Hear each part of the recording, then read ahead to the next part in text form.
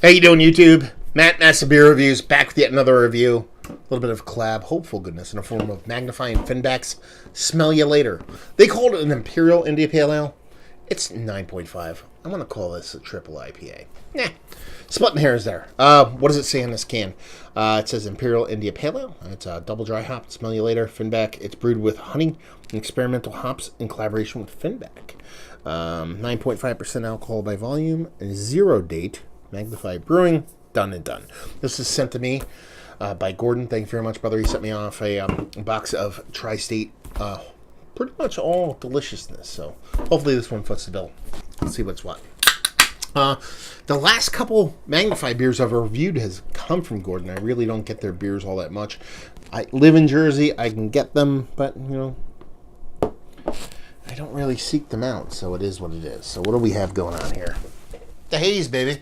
Yeah, rich haze. It's actually not as thick and as dense as you'd think it would be, especially if you're talking about a double IPA or a triple IPA. I mean, you expect even more kind of thick, dense, kind of turbid, all those adjective words, especially with a lot of the bigger breweries like Other Half and stuff like that, just pumping out these triple IPAs. You kind of expect that kind of just rich density to it. It looks more, you know, just kind of like a little bit kind of classic, a little bit, I don't want to call it clear, because that's definitely not clear, but it's not filth, floor and filth, butternut squash soup, whatever you want to call it. It's got like a soapy kind of off-white head to it, and a rich kind of orange core to it. It's a little bit darker than what you'd expect from a lot of New Skull kind of hazies. Oh, by the way, I just found a date. I didn't see it up there. This is 02/04/19, so it's just a bit over a month old. Let's see if we can get a nose on the sucker. I like the way these hops are coming off, because this is filthy, dirty weed. Not smoking weed, pulling weed. This is a very kind of childhood weed for me. And by that I mean, this is like riding your bicycle like through a field and like fucking eating shit and just falling face first in a like backwoods country, like next to a swamp kind of weed. I might need help with my descriptions, because I think that's a very particular kind of weed thing to kind of pull out of it. But that's what I'm thinking. It has this kind of story time. This is going to be a long review.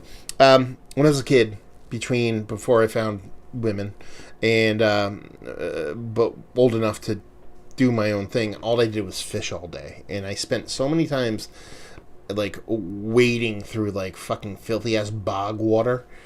It smells like weed and bog water had a baby. That's how fucking rank and funky the hops are coming off in this one.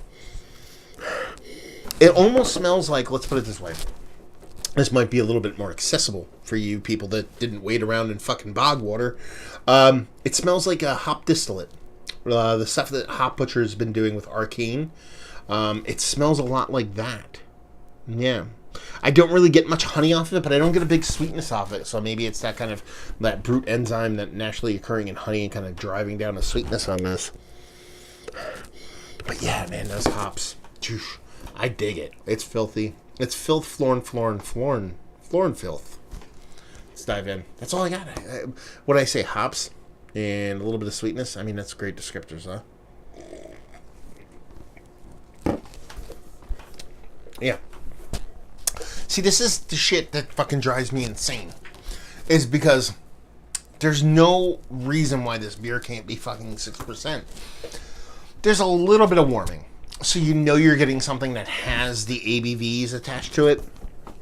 But other than that, it's drinking like a rinky-dinky. Nice mouthfeel. Not crazy, super thick. Nice mouthfeel. Sweet enough to bounce off those rinky-dinky hops. Kind of 6.2% IPA. Why is this 9 and change? Why are you 9 and change? I get it. You know, some people like their higher ABV beers to play like this, but you know, I don't know.